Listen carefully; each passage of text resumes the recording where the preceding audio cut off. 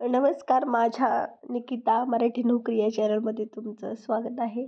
तर मी 4 वाजता उठलेली होते. सकाळी 4 वाजेपासून उठलेली होते आणि कारण की एकतर माझी एक्झाम जवळ आली आहे. राज्यसेवेची 5 सप्टेंबरला एक्झाम आहे आणि मॅथ्सचं माझे जे हे बुक आहे बघा, मी जे वापरते सचिन ढवळे सरांचं बुक आहे बुद्धिमत्ता चाचणीचं. आणि तसंच मी त्यांचं अंकगणितचं पण खूप सुंदर बुक आहे आणि या बुकमधून मी माझं अभ्यास करत असते. कारण की मी सकाळी उठून काय करत असते, पहिले मॅथ करत असते. कारण की काय होतं माहिती आहे का, मॅथ जर सकाळी सकाळी केलं ना, तर हे बघा हे पण एक आहे, संख्यात्मक अभियोग्यता अंकगणित सचिन ढवळे सरांचं आहे हे बुक. पण यामधून आहे ना मी माझं स्टडी करत असते. कारण की यामध्ये जसेच तसे ॲज इट जसेच तसे प्रश्न आयोगाने विचारलेले बघा. मी खूप सारं विश्लेषण केलेलं आहे प्रश्नांचं आणि त्यामधून मग मला हे पुस्तक खूप आवडलं आहे. कारण की या पुस्तकामधून जसेच तसे प्रश्न ॲज इट इज विचारलेले आहेत आयोगाने. प्रश्नपत्रिका तुम्ही जर कंबाईनच्या प्रश्नपत्रिका जर बघितल्या, तर त्यामध्ये सुद्धा खूप प्रश्न असेच यामधूनच विचारले गेलेले आहेत. आणि मग मला हे पुस्तक म्हणजे आवडतं कशामुळं, की खूप चांगलं आहे आणि मला समजतं हे पुस्तक. म्हणजे समजायला पण सोपं आहे आणि ज्याच्यामध्ये जे काही पद्धत दिलेली, ज्या ट्रिक्स आहेत त्या सिंपल आहेत, लगेच डोक्यामध्ये उतरतील अशा आहेत त्या ट्रिक. तर मी सकाळी 4 वाजेपासून उठले होते आणि मी 4 वाजेपासून तर सकाळचे 6 वाजेपर्यंत म्हणजे 2 घंटे मी अभ्यास करते. 2 घंटे मी मॅथला देतच असते. पण काय होतं तरी पण मला मार्क्स थोडेफार कमी पडतात. पण काय होतं माहिती आहे का, मी मॅथचं जास्तीत जास्त सराव जरी केला, पहिले खूप कमी मार्क्स पडत होते. पण आता थोडेफार बरे पडतात. आणि त्याच्यामध्ये माझी आता सप्टेंबरमध्ये राज्यसेवेची एक्झाम पण आहे 5 सप्टेंबरला. आणि तसंच माझी घाटीमध्ये जी औरंगाबाद जी-एम-सीसाठी मी घाटी रुग्णालयामध्ये फॉर्म भरलेला आहे. तर त्याची पण ऑब्जेक्टिव्हमध्ये एक्झाम आहे ती. तर मग म्हटलं होतं की आपण आपलं मॅथचं जे स्टडी आहे ते थोडं अजून चांगलं करावं. कारण की प्रश्न विचारले जातात खूप सारे बुद्धिमत्तावर. तर आपण त्यामधून थोडासा स्कोर काढू शकतो. म्हणून मी सकाळी सकाळी सराव करण्यासाठी उठले होते. कारण की रात्री झोपण्याच्या वेळेस मी खूपच उशिरा पण झोपले होते आणि मला खूप सारी झोप येत होती. तर तुम्ही बघू शकता की मी प्रश्न काढते आणि मी 2 कारण की मला म्हणजे कसं आहे, माझं जे मॅथ आहे थोडंसं वीकच आहे. पण मला काय वाटतं की नाही, आपण सराव केल्याने थोडंसं परफेक्ट होईल आणि थोडंसं चांगलं पण होऊ शकतं. तर या उद्देशानं मी रोज उठते आणि सराव करत असते. जसं होईल तसं. आपल्याला कोणी मारणार आहे की हाणणार आहे नाही ना. फक्त मार्क्स कमी येणार, पण आपण प्रयत्न सोडायचा नाही. प्रयत्न चालू ठेवायचा. मग माझं असं आहे, मी उठते आणि प्रयत्न करत राहते. जोपर्यंत मला यश नाही भेटणार, मी तोपर्यंत लढत राहील. मग कोणी मला नाव ठेवते म्हणते की वय झालंय, वय झालंय. माझं वय जरी झालं, मी तर म्हणते मी म्हातारी जरी झाली ना, मी तरी मॅथ हा विषय सोडणार नाही आणि बाकीचे विषय तर सोडतच नाही. मी सगळे विषय जोपर्यंत मला पुस्तकं म्हणजे पूर्ण वाचून होत नाही ना एखादं पुस्तक, तर मी ते सोडतच नसते. आता मॅथचं झालं, आता मी अशी म्हणजे मी बरोबर 8 दिवस मॅथ करत असते, 8 दिवस जिओग्राफी, 8 दिवस हिस्ट्री, असं वेगवेगळे सब्जेक्ट मी एक हप्ता घेत असते. तर माझं सध्या मॅथचं चालू आहे. मग पहिले मी पॉलिटीचं केलं. पॉलिटीमध्ये पण खूप सारे प्रश्न आहेत, जे मी म्हणजे स्वतःच्या मनाने तयार केलेले आहेत.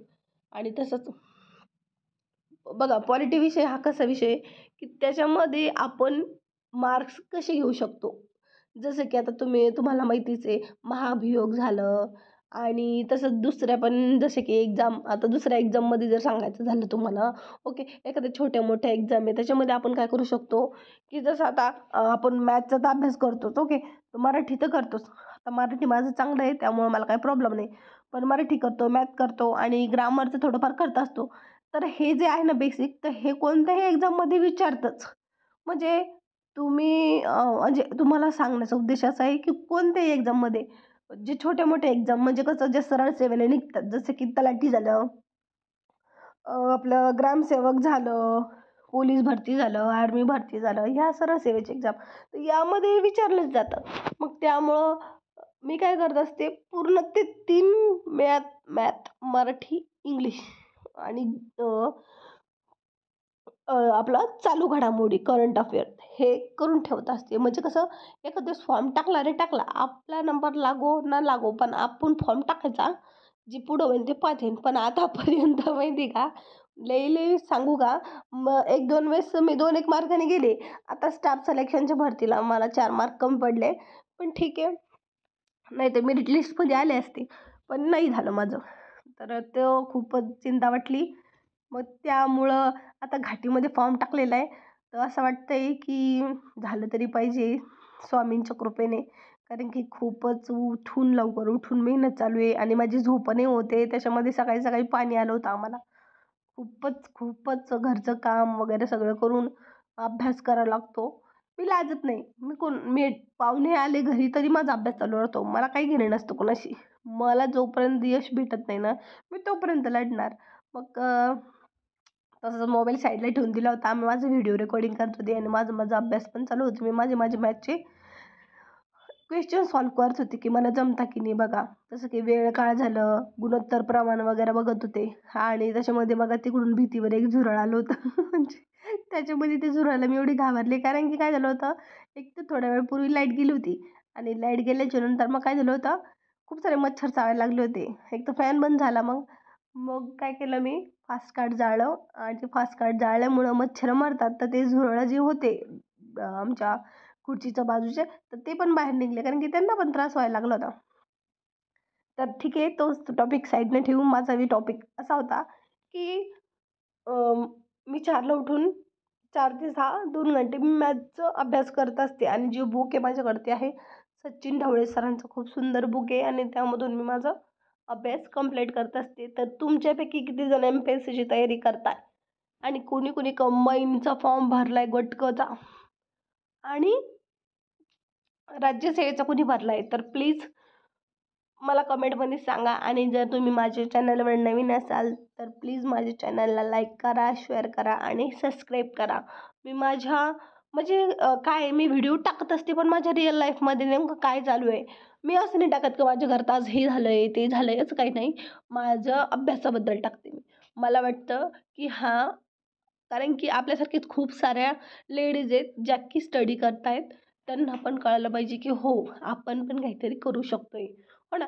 त्या कारणामुळं मी व्हिडिओ टाकत असते. तर बघा, व्हिडिओ आवडल्यास लाईक करा, शेअर करा आणि सबस्क्राईब करा. Thank you. Bye bye.